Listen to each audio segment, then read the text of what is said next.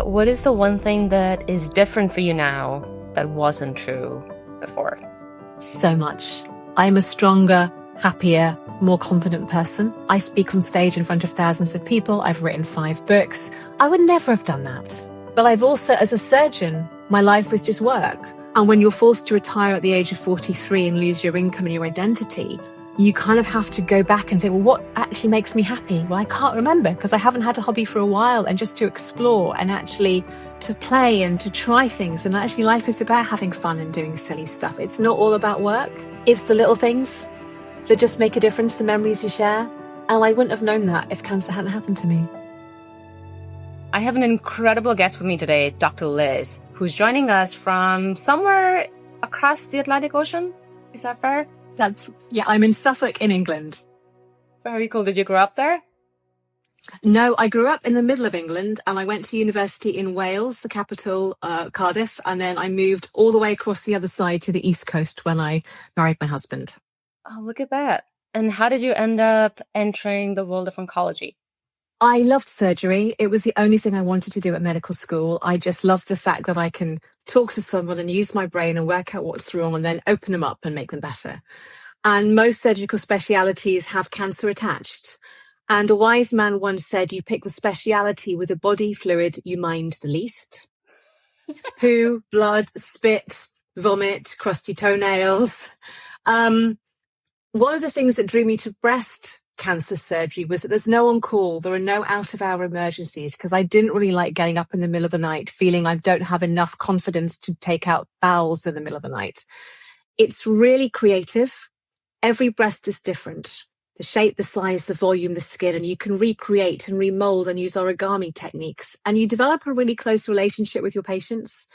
There's a lot of breaking bad news, and I had no idea what the impact of that would be until I became a consultant breast surgeon. But it was a speciality I was drawn to.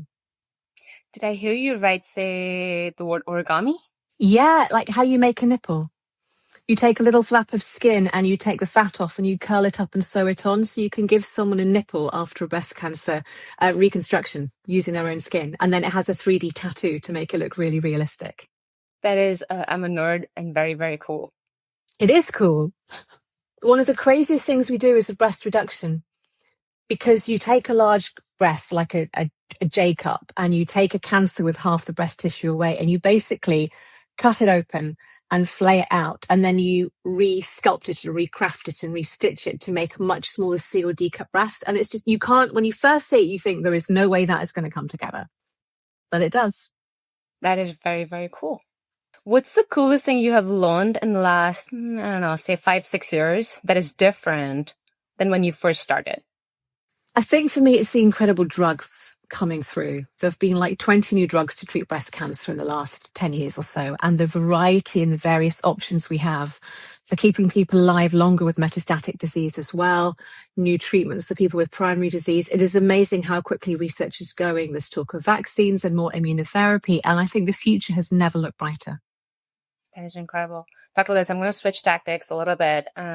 You've seen both sides. Well, actually, I've seen 3 sides. I've been a doctor, I've been a patient, and I've been a carer. So maybe let's start with, so you spoke about the doctor part. So maybe we start with patient. How did you see that side? What happened? What can you tell us? So I was 40. I was a consultant breast surgeon, never checked my breasts, thought I was invincible. Nothing's going to happen to me, like most of us watching. I'd had a couple of breast cysts. I'd had normal mammograms, and I came out of the shower one day and just saw a lump in the mirror, and it looked like a cyst and it felt like a cyst, and I have expert hands. But I eventually went to get it checked out because my mum was like nagging me. Normal mammogram, completely normal.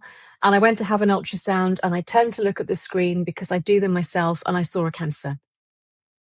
Most patients are drip fed information, but I knew it's big, I'm young, I'll need chemo, I'll need a mastectomy, I've got a good idea whether I'll be alive in 10 years.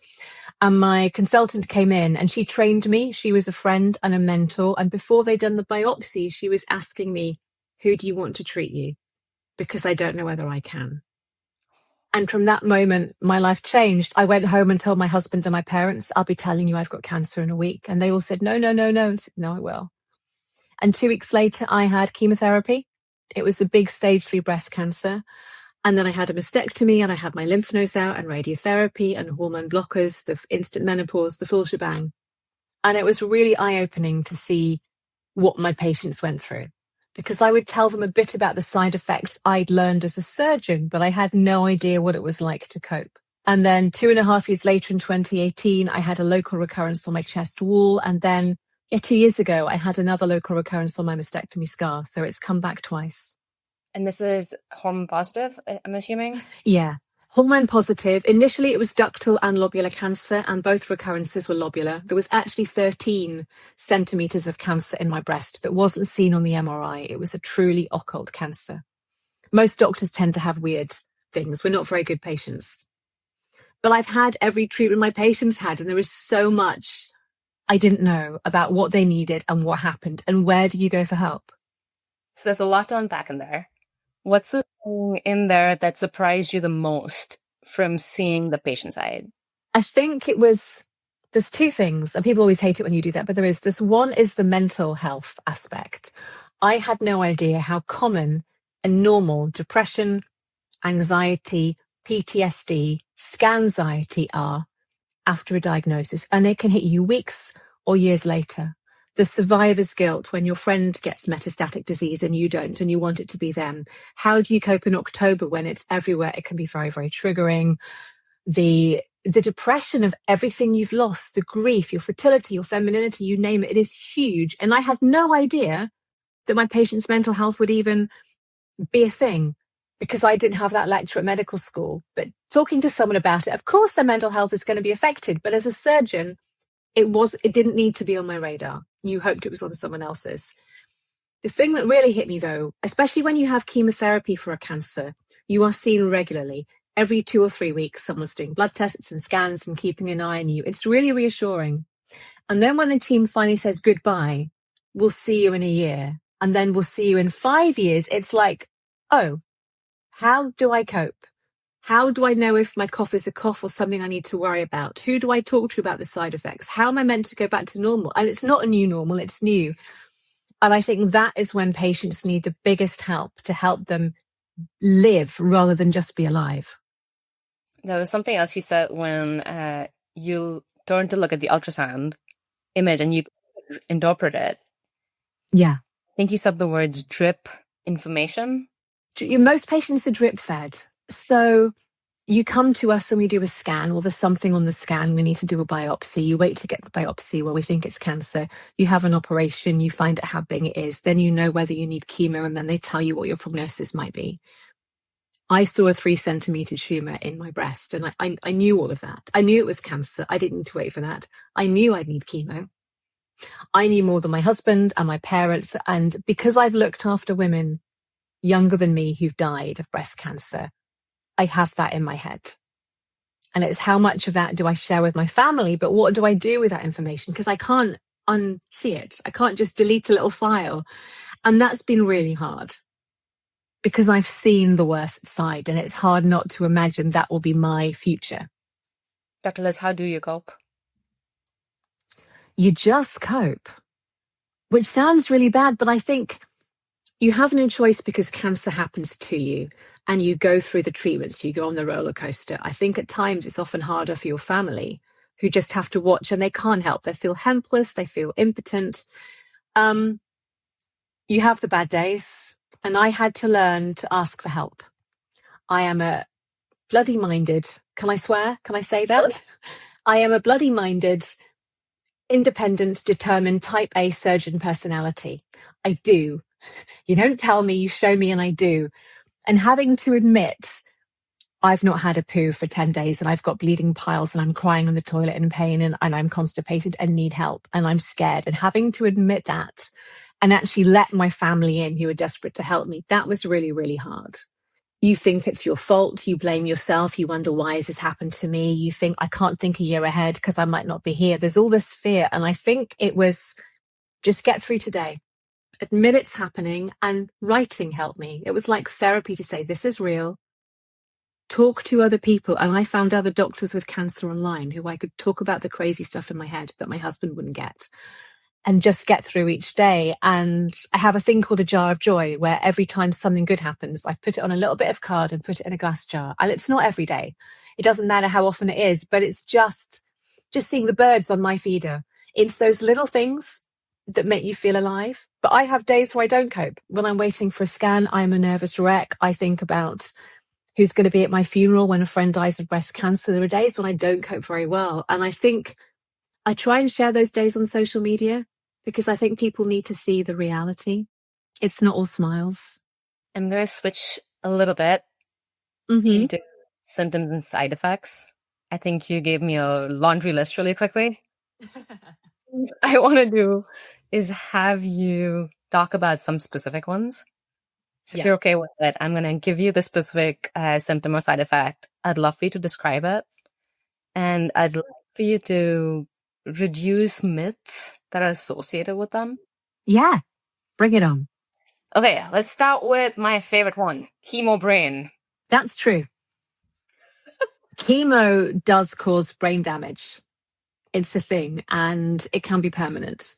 And it's a bit like a fog. When you're going through chemo, you feel it's a bit like the worst hangover of your life with a really bad cold, and you can't concentrate on anything. I couldn't watch telly. I couldn't watch Friends reruns. I couldn't read anything. My brain, it was just too much.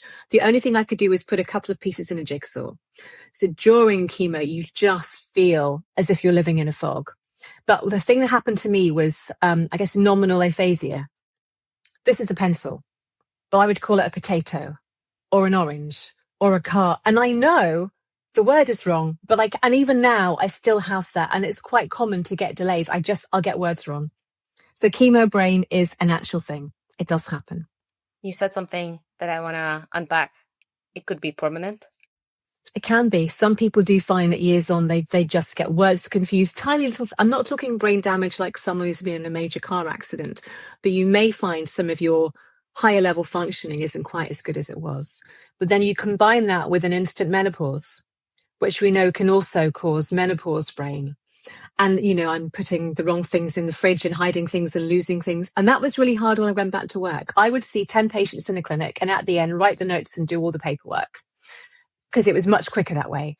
I couldn't see one patient to remember what I'd done.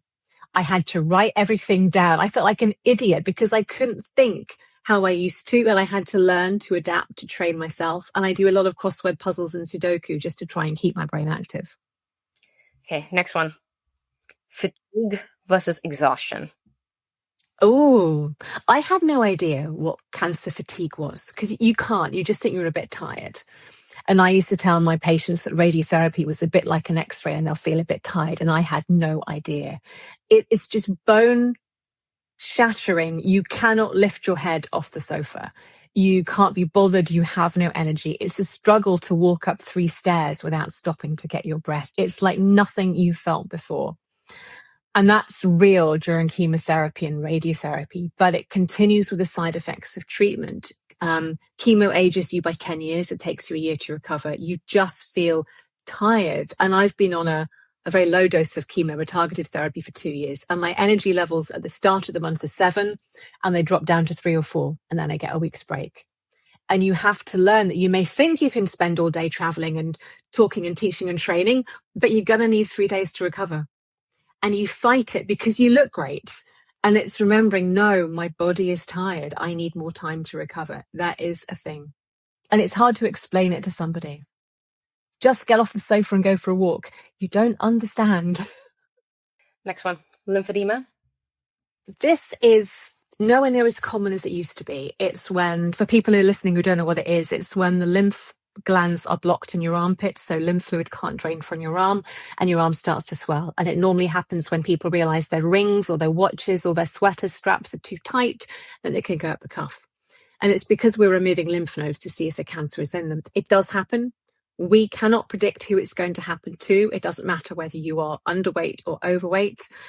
We do much less to the armpit. We're trying to do less and less and less to reduce it, but it is a thing and it can happen, and it can happen 10, 20 years later. Sexual health. Yes, what about it?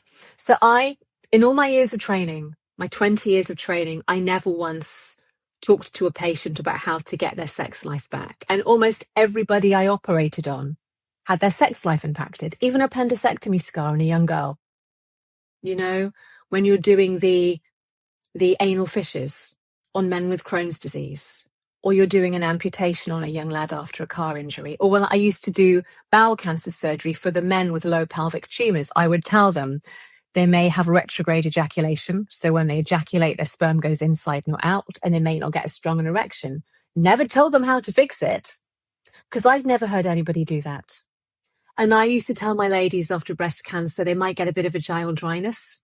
Didn't even think about how to fix it because I had no idea.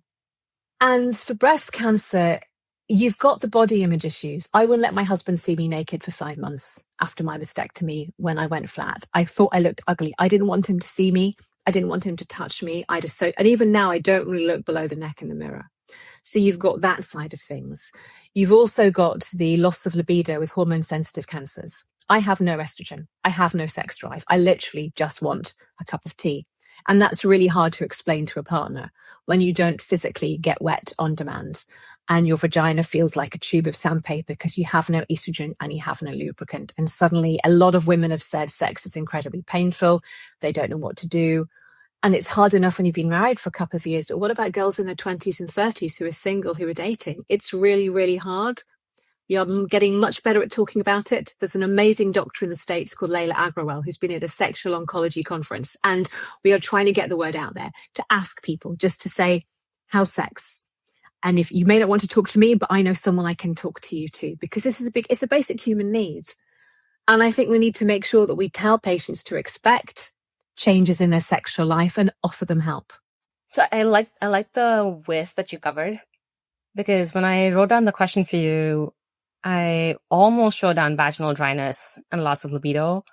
And then the thing that struck me was even that is an oversimplification of what happens with breast cancer. Like, let's assume that you only had surgery, no hormone, let's assume nothing else happened.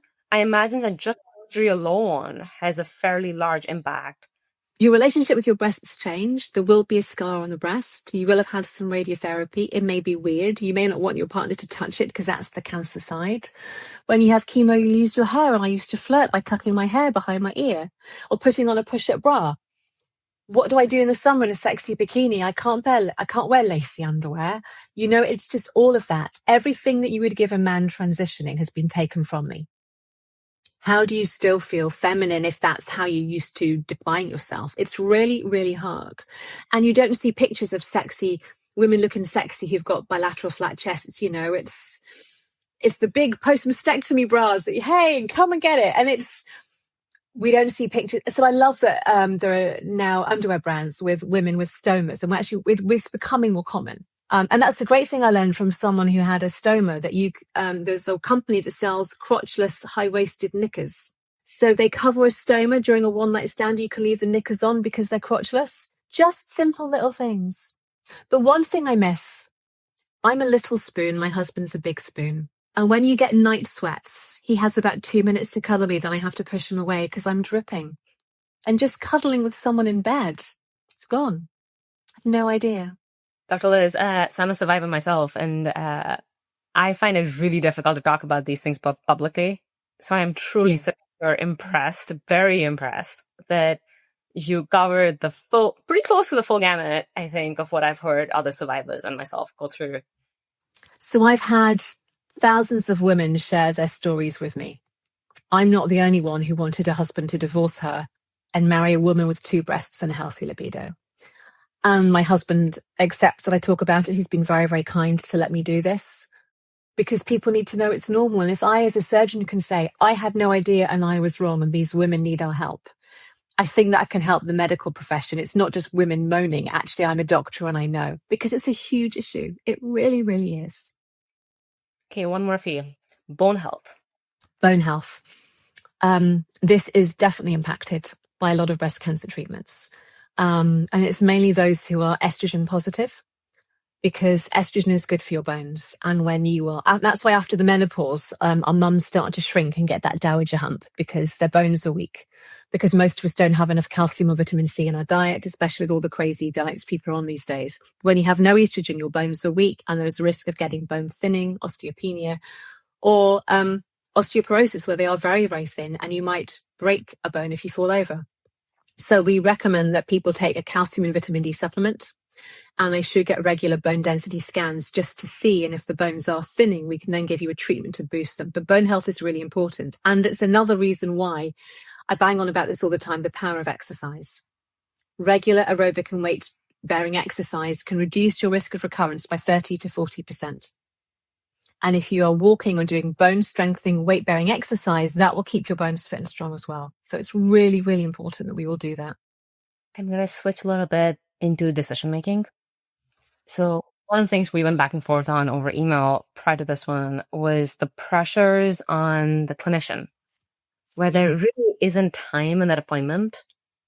I don't know about the NHS anymore, but in the US at least, the average today is shrinking from 15 minutes. I've heard numbers down to 8 minutes. Yeah. What the clinician gets to actually spend with that patient. And I think that number, unfortunately, given the number of clinicians we have in the world, the number of patients who need help, and honestly, at least in the US, the business of healthcare, that number is probably not going to change anytime soon. No. So the reality has become, if you were to redesign that interaction with the patient, how might you do that? That's kind of the macro question I sit in, and I spend a lot of time thinking about that. That constraint's not going away, right? And no. If the constraint doesn't go away, what might you do differently today, knowing what you know from having seen the patient side of it? I think I would get 10 minutes to tell someone they had breast cancer, because we never know how many patients are going to come back with breast cancer. Some weeks it's 10, some weeks it's 0. And you always overrun because they need more than 10 minutes. And then the clinic's running 3 hours late and you've got people pissed off in the waiting room. Our oncologists would normally get about 15, 20 minutes because they have more to talk about, but often it's not enough for some people. There are lots of problems. I think ideally you'd have someone with you. Not everyone is told to bring someone with them, but doing it in one appointment when your partner has been able to take time off work to come with you helps, because if there are 2 or 3 appointments and they can't get time off work, I think that's a problem. When you hear you have cancer, you just want to run out of that room screaming and swearing. Instead, I have to sit you there, and especially for a screening patient, I've never met you before. Let's talk about your medical history, and let me talk about this and talk about that, and go through your surgical options, get you to come to a decision, put you in my diary, send you for a chest x-ray and blood test so you don't have to come back. And you just want to run out screening and you remember nothing of what I tell you because you're just going, shit, was it cancer?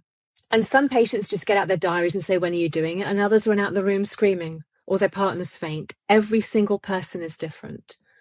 So what we normally do is after I've done my bit, the breast care nurse will take them into a room. But I've realized I don't know what they say because I'm with the next patient. Are they mopping up tears and going over everything I said, or are they doing the softer stuff and filling things in? There's a lot you have to hear. And then you add in the research. And there's a research nurse outside the room who wants to get you for this trial and then this trial. You're just, let me go. But if you bring them back, it's another visit. So that's taking double the doctor's time. And the parking and the waiting. I don't know what the easy answer is. I do think, though, and I tell this all over the world when I talk, hoping that someone will do it, we need to get better at digitally signposting patients. I used to say, don't go on Google. It's bollocks. It's the first thing I did. You're going to go on the internet. These are safe websites, the good charities that you can send your family to, because this is a thing. You go home and tell your mum you have to be a doctor, but you don't really know what you're saying. And actually, mum, read this book, read this website. And I think getting better at email access, and actually it may just be one question. You don't need to see me for 10 minutes, but can I just double check this? Maybe a follow-up phone call with a breast care nurse to go through those bits so I know when I see you before surgery. I think that's a better way of doing it, of getting better at communicating and firing things back and forth. But it's digitally signposting people. Because if you know the right places to go, you'll be told where to buy a post-mastectomy bra and what you should be eating and what exercise. And you'll get that information when you're ready to find it. You're quite literally describing my life's work right now, for what it's worth. But It's really hard. I very much, very biased answer, but very much agree with that. Here's my follow up for you, though. At least what I'm seeing, again, very US centric worldview right now, and I'm not a clinician, but what I see is a lot of women with DCIS with relatively early stage diseases wanting bilateral double mastectomies in a world where conserving surgery is. Yeah. And the state surgeons are very, very scissor happy. We wouldn't do that in the US. And I think it's this fear. And I often take quite a long time to explain this to patients. Removing both breasts does not stop your breast cancer coming back. People believe it does. That's one of the biggest things. Just take them away. I don't care. Now, DCIS can still have invasive cancer cells inside. There can be a couple. And a single cancer cell can spread. And that's why a DCIS can come back years and years down the line. And that cell is already somewhere in your lymph or your blood. Removing both breasts isn't going to do it. It's massive surgery. There's chances things can go wrong. You are desexualizing someone. It's often the normal breast that gets complications. It's expensive for you having to pay for reconstructions. But it's like, didn't Tom Hanks' wife have a bilateral mastectomy for ADH? And we would never do that in the UK. And I think it's being firm and saying, you're scared your cancer's going to come back. And I get that. And I'm going to send you to a counselor to see if we can help you deal with that fear. And if a year down the line, you still can't cope with having a mammogram, what if? Then we can discuss it. I think there's a case of bilateral surgery for symmetry because I think women are meant to be flat. A lot of hospitals won't let us remove a healthy breast because it won't change the cancer outcome. But I think for some women, just take me flat if you've got cancer on one side because I'll be happy.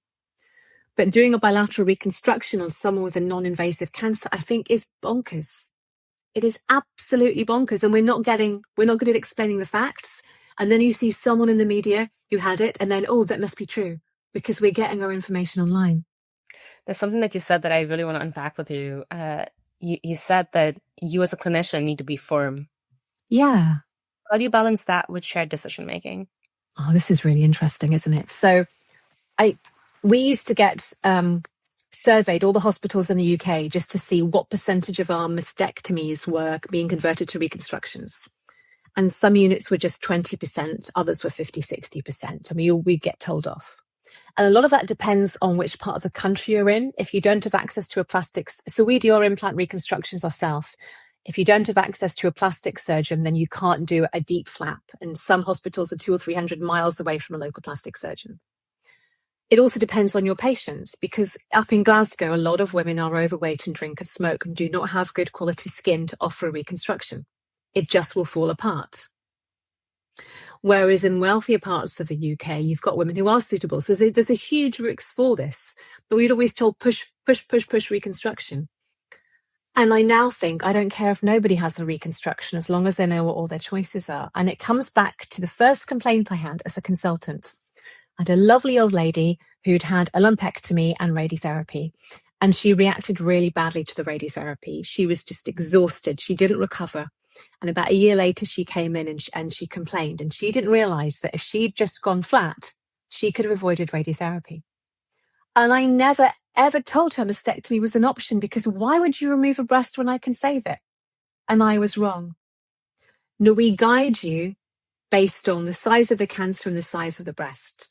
And then it's your choice. I think most of us want to play. I want to play. Let me do this.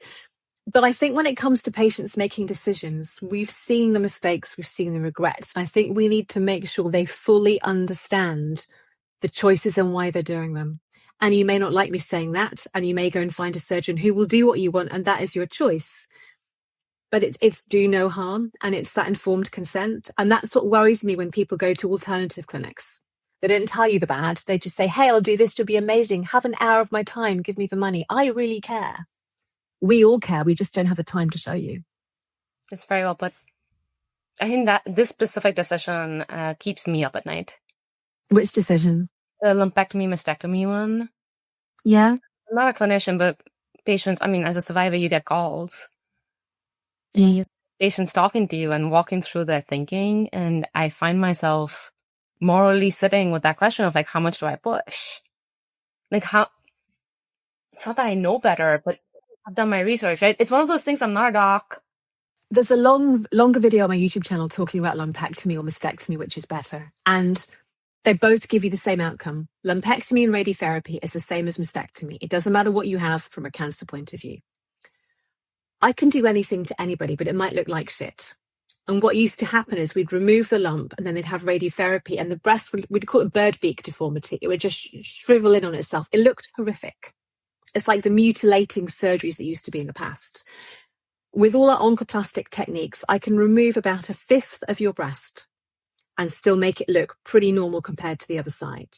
And that's because I need to remove the cancer and then 1 centimetre of breast tissue around the cancer to get a clear margin. So it's like I can take 1/5 of a cake away and kind of squish it back to make it kind of look roughly the same size it was by moving the skin and things around. If I have to take more than 1/5 of the breast away, then if your breast is big, I either need to bring in tissue. So bringing in a flap from the side, we often do that, take your cuddly wedge here, or I reduce it to reduce the other side to take a lot away, or we move to a mastectomy because the outcome isn't going to be great.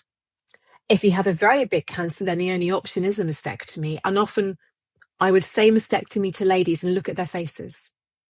And if they look, oh my God, I'll talk about reconstruction. And I know they're never really going to like what I do, so my expectations are lowered. If they don't bat an eyelid, then I don't push it as much because they think they're okay with that. When you have a mastectomy and reconstruction, your skin is numb. It loses all erogenous feeling. It's completely numb. It's not a sexual object. A reconstruction is basically not having to put a prosthetic in your bra.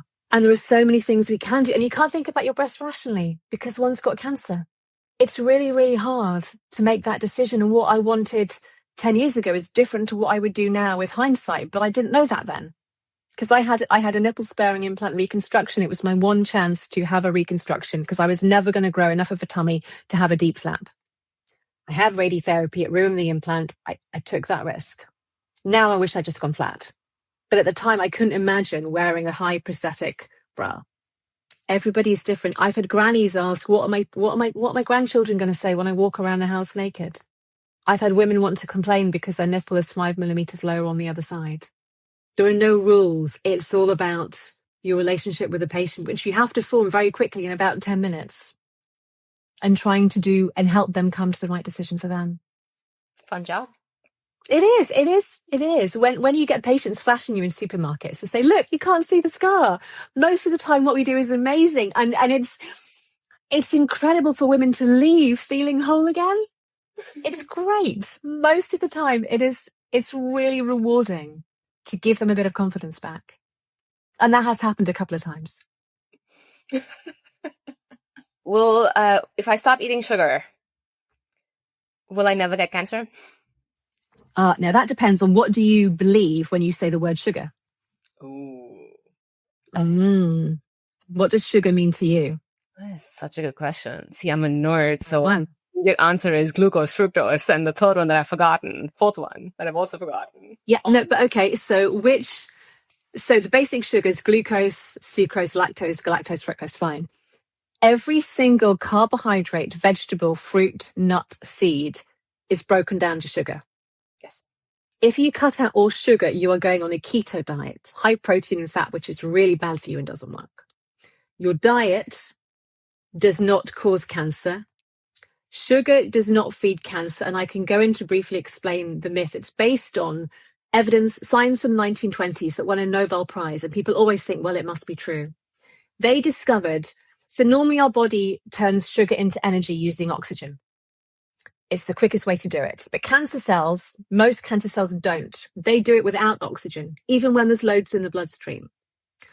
And they use double the amount of sugar to get the same amount of energy.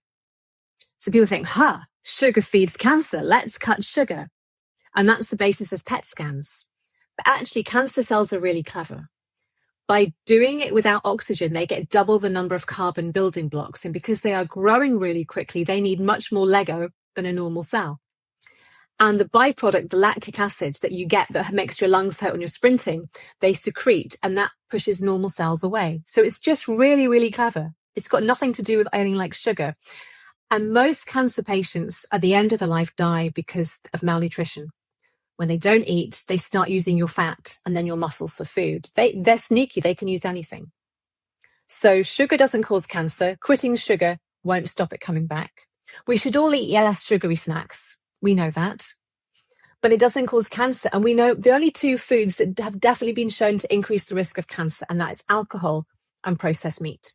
But you need to drink a lot on a regular basis, and that may only change 2 or 3 of the genes that need to be faulty. The rest is often bad luck. So I say eat what you like in moderation. It's a myth, and it's one I keep having to bang my head on, and people don't like it, but no. Okay, so I need to ask a little bit more on the myth. Sorry, you have to bear with me. Yeah. Isn't there early evidence to suggest that if I did a keto diet a few days before chemo, it helps the outcomes of chemo?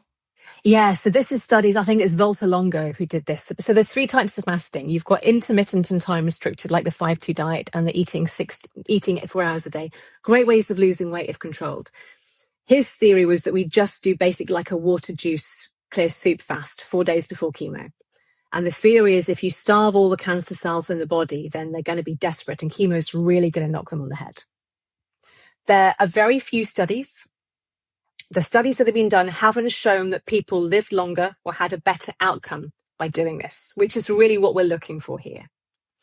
They may have coped slightly better with some of the side effects of chemo, but most people couldn't cope with the fast. And the thing is, the days before chemo is when your taste buds wake up, so you actually want to eat, and you need energy. Because chemo is attacking all of your body. You need energy to heal. So you're going into chemo feeling weak and depleted. You don't have the energy to exercise, and exercise helps all the side effects. A lot of people push it because they believe it, and I don't think there's any science. And if you want to try it, you must tell your chemo nurses so they know that you are eating much less and they can keep a close eye on you. Because a lot of people, I would lose 3 kilos every chemo cycle because I wasn't eating because it made me feel so sick. And if you're going into that, it's like having a stomach bug for a week. So there's no science to show it changes cancer outcomes. There's no real science to prove that it makes chemo better. Okay, second one for me. You said we all should eat less sugary food. Yes. So if it doesn't change my cancer outcome, why should I eat less sugary food? Okay, so we know that being overweight or obese increases your risk of cancer. The more sugary snacks and foods you eat, the more likely you are to be overweight, the less likely you are to exercise. So obesity causes a state of chronic inflammation. And chronic inflammation increases the risk of mutations that can cause cancer. The more fat you have, the more estrogen or estrogen you make after the menopause, which is there to drive cancer cells. It also causes insulin resistance. So the state of being obese increases the risk of you getting cancer because of this chronic inflammatory state. And people who don't eat a lot of donuts and snacks are less likely to be obese. So that's the reason why. Plus, there's the impact on your heart health. Most people with breast cancer die from heart disease and strokes. So not eating a load of sugary stuff will lower your cholesterol and improve your heart health. But it's for that reason, not the actual sugar. Okay, next one. I'm being tested today. This is fun. Sorry. See, I figured out. Right, it's good for me.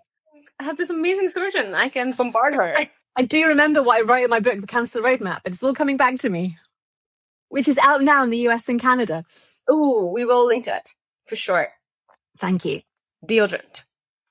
Yes. Does deodorant cause cancer? Oh, I hate this myth. No, it doesn't. There are 2 theories. One is that your sweat glands secrete toxins. And if you use a deodorant gel that stops the toxins draining, they will go back into your breast and cause breast cancer. Sweat glands have nothing to do with toxins. Toxins don't cause breast cancer. It's all absolute bollocks. But they make it very believable. The next thing is you say aluminum, don't you? We say aluminium. The aluminum and antiperspirants, that gets absorbed through your sweat glands and that tracks to the skin. And we've seen some breast cancers have aluminum in them. Therefore, it must cause it. That's like saying people who smoke drink coffee and people who smoke get lung cancer. Therefore, coffee causes lung cancer. It's absolute nonsense. And you absorb a tiny, tiny, tiny amount of aluminum through a deodorant. So it's nonsense. They are completely safe. We tell you not to use a deodorant when you have a mammogram because the white flecks can look like cancer on a mammogram. And we say use a natural one during radiotherapy so it doesn't irritate your skin. They're safe. Use what you like. If you want to use a natural one, go for it. But don't do it because you think it's going to stop you getting cancer. All right. What is your favorite alternative medicine theory that you keep myth busting? Oh, God, there are so many. The detoxing and the parasite cleanse are the current ones at the minute. People say the vitamin C, so it's all about detoxing the negative thoughts and getting rid of all the heavy metals and the poisons in the body. And then parasites cause cancer. This is a big thing. We all have parasites inside us. You need to do parasite cleanses. You should be taking fenbendazole. It's nonsense. But there are people all over the internet selling parasite cleanses as the cause of everything. And they have colonic enemas and they show you the little stringy stool saying these are parasites. It's not. Parasites do cause cancer. They cause liver cancer if you live in Asia and you drink fluke-infested water, not in the Western world. But people are selling $350 supplement parasite cleansers. And what that does, it basically strips your gut of all the healthy bacteria. And then they sell you the probiotics to put it back. It's clever. It's really clever. It's got nothing to do with cancer, but it's just a way of selling you shit you don't need. And part of it came about because Mel Gibson was on Joe Rogan's podcast and he just said as a comment, 3 or 4 of my friends have had stage 4 cancer and they cured themselves with methylene blue, fenbendazole and metformin or something. I can't remember the third one. Not medical advice, just a guy who's not a doctor, Chinese whispering, saying what his friends had. Suddenly, the world is selling methylene blue and dog dewormers and parasite cleansers. And it's taken as medical advice because it was on a Joe Rogan podcast. The world of misinformation is huge and podcasts are becoming, people with millions of followers, they assume what they're saying is true. You assume what I'm saying is true, but you haven't double checked anything of what I've said. I could be talking rubbish, but that'll go out as a clip and people think, wow, it must be true. We've forgotten how to think. I imagine that in the world of AI, that's just going to get worse. Yeah. So I saw people, I could feed a video of me into AI and you could make that video of Dr. Liz saying that vitamin C cures cancer. And it would be so believable. And I wouldn't know it had happened. It's really scary. Are you seeing the impact of it already in the clinic? Because I retired in 2019. So I don't see it clinically, but I do see patients asking me. Every day I get 10 or 20 questions. I saw this, is this true? My doctor and my oncologist said I can use deodorant, but this TikTok video said no. So they're asking Dr. Liz. People come to me saying, is this true? Can I use collagen? Can I use creatine? Is it safe to do this? Should I be doing that? It's exhausting and it's draining, but people don't know where to go or who to trust. And once you click on that video, the algorithm shows you more and more and more. And it must be real because there's 20 videos today. But people are dying because they're following alternative therapies. We had a case in the UK where a young girl with a lymphoma in her chest was persuaded by her mum to do juicing, the Gerson therapy, the apple cider vinegar, instead of chemo. And she died a couple of months later, weighing 30 kilograms with a potentially curable cancer. That was last year. People are dying because there's a study that came out in April that said 50% of Americans don't trust their doctor or their surgeon because we're not on social media and we have no idea what you're seeing. That is absolutely, we see it all the time. I had never looked at a breast cancer forum until I was a patient. I don't need to know what patients are thinking. I need to know how to treat them. Okay. All right. Last chapter. Yes. We're going to go back into personal life. Okay. I think you said something to me, which was, it was not a new normal. It was just new. Yeah. What's the difference? Nothing about life after cancer is normal. Everyone around you wants their life to go back to normal, where you're no longer a patient. But for you, it is very, very different. And the media, it's like a media catchphrase. It's the new normal, but it's not normal. It's different. You look different, you feel different. Every part of your life has changed. Or you may look the same externally. And I'm trying to say it's not normal. I live with chronic pain and the collateral damage of the side effects to treatment. And that's not normal. It's my normal, but it's not normal compared to healthy people. So I think just trying to change that language. It's new, it's different.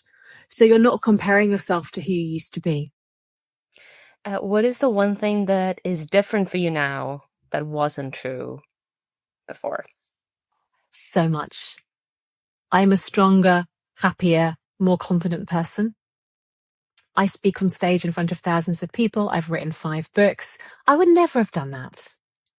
But I've also, as a surgeon, my life was boring. I did my 8, 9, 10-hour days. I'd come home, I'd see my husband. I don't really have any hobbies because medical school trains it out of you. It was work, work, work. But it's true, you're doing 100-hour weeks, you're doing night shifts, you can't do regular hobbies. My life was just work.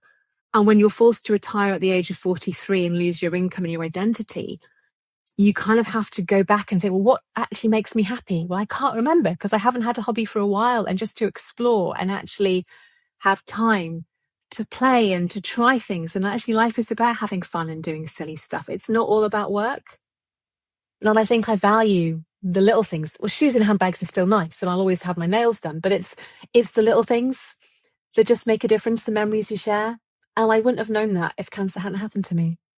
All right, Dr. Liz, here's my last question for you. What is something that went into the jar of joy? The jar of joy. The first thing that went in was my husband letting our puppy sit on the sofa and have a cuddle, because we had a Cocker Spaniel puppy just before I was diagnosed, and he used to sleep in the kitchen.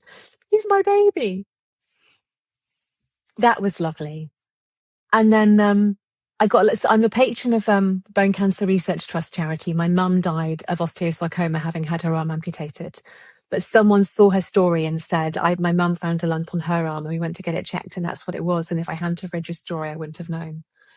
And for me, it's still being able to help people, even though I'm not a doctor. That's why I do what I do. If you can just make one person better, so it's knowing that I can still have that impact, that makes me smile. Dr. Liz, thank you so much for being a guest on the show. This has been so much fun for me, and I hope this brought you a little bit of joy as well. It really did. I've had a great time chatting. Thank you.